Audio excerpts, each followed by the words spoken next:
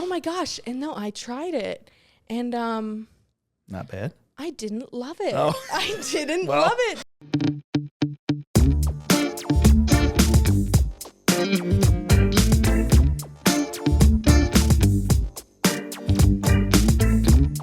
Well, welcome back to the FLX. What the FLX? This is Bryn.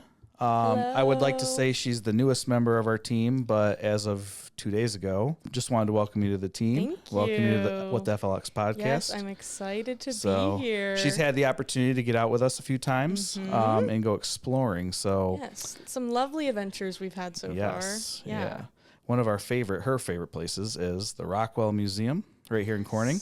Yes. So she is our resident art expert, I would say, so far. Maybe even a little more than Dave, but that's tough. I would say that's Dave. Maybe one of the only areas I could beat Dave in. Yeah. Everything else, no, Dave knows all. He is pretty good though. He was explaining a painting to me, and I was like, "Wow, I'm pretty impressed." But then you did a better job the other day, so congratulations. Not gonna say anything to that. So, I like their new installation. They walked in. It's anti-gravity. They do it like every year, don't they? They do it every year. I think this is year number 7. This year's artist is Anna Warfield. They are from Binghamton, New York, and they are a textile artist. Yeah. It's interesting. It's like a mashup of words, and then you told me it was like a poem. It is. But the idea is like you don't know what the poem says? You don't know what the poem says. It's a poem. I think only a few people have a copy of it. As a visitor, you are encouraged to read the words and kind of make your own poem in your head. Your own ideas. Yeah, which is really beautiful and awesome. Will they ever release, do you think? I am not sure. I'm going to say probably not. No. Part of the art.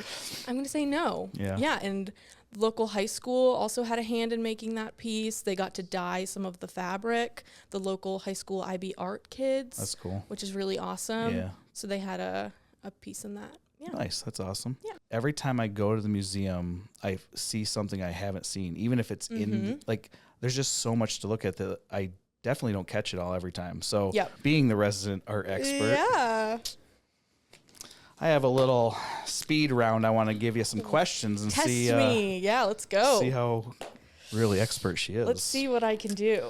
All right. Put my thinking cap on. Are you ready? I think so. 3, 2, 1. Okay. What's the oldest painting in the Rockwell collection? Breaking Down the Wild Horse, which was an 1820 painting by George Catlin. Very nice. Yeah. Name one art piece that the museum acquired in 24. Ooh, I'm going to go with Pretendians by Hayden Haynes. Oh, Cannot wait to see that on view. You don't have a year for that one, though, do you? I know they got it in 2024. True or false? The Rockwell Museum has glass in their collection. Okay, that's true. A little bit of glass, You would think they need to. They're in Corning. It's true. We are America's Crystal City. Yes. Yeah. All right. The museum currently has a painting on view that is loaned from the Smithsonian Art Museum. Which painting is it? So that's a very important painting. That's Art Class by William H. Johnson, a very important American painter. Check him out if you haven't. Okay. Yes. And what painting should everyone see before they leave the museum?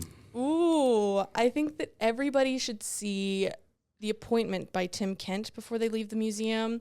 That is a painting that just stops you in your tracks. And in true art fashion, I think everybody will see that painting in a different way, whatever is most meaningful to them, and it's a lot of fun to look at.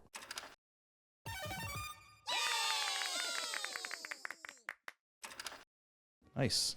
Yeah. And last question, what's your favorite painting? So my favorite painting is on the 3rd floor. It's a painting by N.C. Wyeth. It has a very long title, so I'll spare you the details. N.C. Wyeth, it's an amazing painting, and his son, Andrew Wyeth, is my favorite painter ever. Yeah, it's a Rockwell classic. It's been on view as long as I can remember. And I've been going for a very long time. Yeah. I like the art, but I can't remember all the names of the painters. Oh my gosh. Yeah. It's I don't know if I passed art history class in college. Art history is very hard. Yeah. It's very hard. So we've gone to the Rockwell, which has been was an amazing adventure. And we also have gone on a lot of antiquing adventures lately. Yes. Which has been equally as fun. We've hit up like maybe 7 or 8 in the last 2 weeks, probably. Yeah, at least. Hammondsport has a handful. There was like 4 in Hammondsport. Yep, we were then there's one hopping around. There's one that's a barn, Wild Goose Chase. Yes. But it's like American Pickers. It kind of is cool. literally just like American It's Pickers. just you pull up and there's a barn. Yeah. It's just stuffed full of cool antiques. It's definitely the feel of an antique shop. Yes. Like 100%. It's super cool. But one thing I was actually kind of interested in was some of the shops we went into. There was like a lot of antiques, but then there was also opportunity for other products to be there. So I saw some like at the Patina and Hammond Sport that like they were just people's crafts and stuff or this and that. So it was like a kind of a nice mix. So if you like say like, oh, I don't like to antique, you still can find something. There's Totally. stuff for everybody. Yeah, and that's what's so nice about having that like vendor layout that a lot of antique shops are starting to have. Well, and I want people to know that too, because I personally don't go antiquing a lot, but I actually really enjoyed it, and I saw a lot of cool things that I was like, oh, that'd be neat to have and stuff. So like, I'm kind of want to go back now. Oh my gosh, yeah. So especially when you know that stuff is coming in all the time, new stuff. It's like, changing oh, we up gotta and go. stuff. Yeah. So and then I turned the corner, and Bryn's eyes are lit up. Yes, and this was in Corning at the Twin Tiers Antique Plaza. Yeah. This was one of the best moments of my life. This goes back to her being an artist. Yeah. And you can see the glowing happiness of Bryn. I gasped so loud when I turned the corner and saw what I saw that somebody actually turned around and like thought I was not okay. Like there was like a medical emergency. Yeah. But no, it was like a good gasp. Get out like, the defibrillator. Yeah, I think he thought like he was going to have to call 911. Oh, man. So it's been a running joke, I would say, amongst the Explore Stuben team that when we go to antique shops, I've been on the hunt for vintage Jell-O molds because it's what we're calling my Jell-O journey. Jell-O journey. I love it. Yeah, so every time we went into a shop, be like, okay, Bryn, look for your Jell-O molds. And I hadn't really found any. Yeah, you're getting a little worried. I was getting a little worried. And then I turned the corner in the Twin Tiers Antique Plaza, and there was a wall of Jell-O molds, and I didn't know what to do with myself. Like, I was like, this is my peak. Where do I go from here? At first, I wasn't really planning on eating them, and I was hoping to maybe find some volunteers that would. I had a few buddies that were like, well, you got to eat the Jell-O. You can't just waste this Jell-O. And I was like, you're right. Yeah. So I have tried one of my Jell-Os. So what do you put in the Jell-O? Like, and you goodness, make it kind of like Craig. a pattern, or you try to? I really love it. I really love like vintage recipes, even if they're a little bit like, on the grosser side, which they can be sometimes. Yeah. And among those, I love like the vintage Jell-O salads, some of which include like seafood, olives, which is weird vegetables, like a savory Jell-O. And that is the direction that I'm going into. Okay. So I've made 2 Jell-Os so far. Nice. I actually demolded one last night. It was a lemon shrimp Jell-O. Nice? Oh my goodness, it was beautiful. Oh my gosh. And no, I tried it.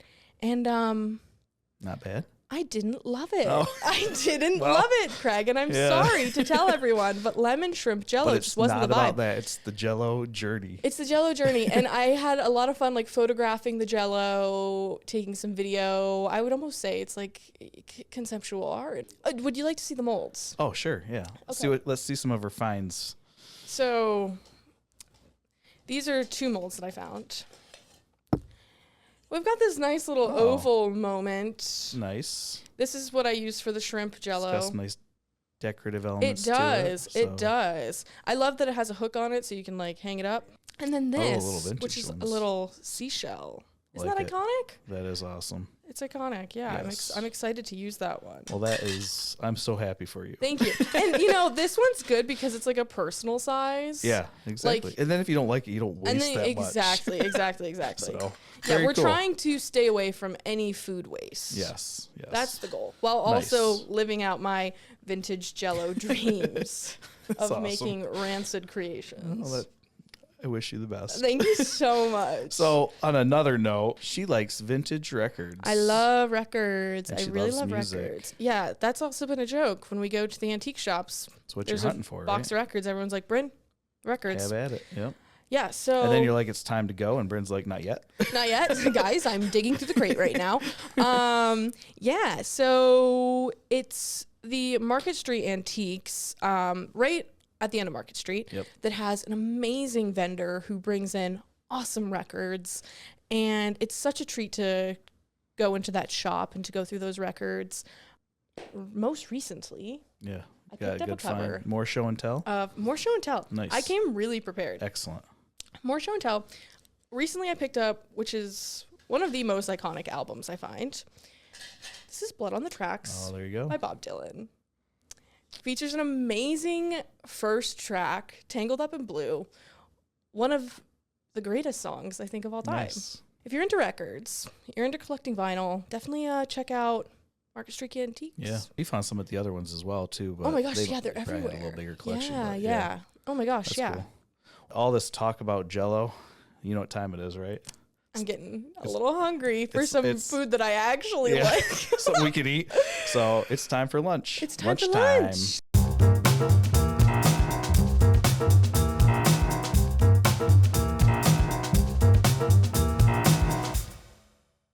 No more Jell-O. No more Jell-O. And then we're going to talk about a place that you actually have not had lunch. I haven't had lunch here.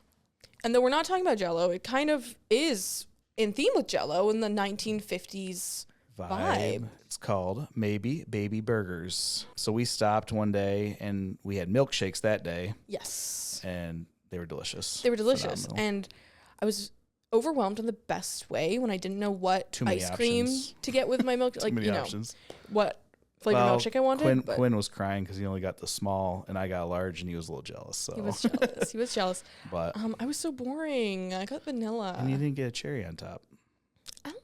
And Quinn didn't get a cherry on top. I don't want to be problematic to the pod listeners, but I don't really enjoy cherries in that way.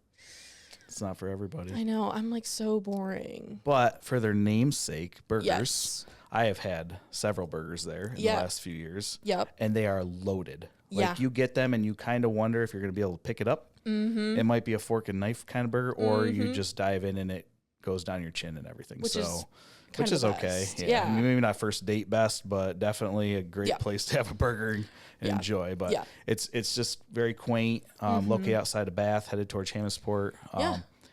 It's just really cool vibe. Great burgers. They're up there. They're up there in the top. That definitely a great stop for lunch. Yep. I've already decided that next time I go, I'm going to get the chocolate peanut butter shake. There you go. We should change it up every time. Change it up. Try new stuff. Because the vanilla was amazing. Yeah. But, chocolate peanut butter. It's like the best combo of all time. Exactly. So we can go to lunch.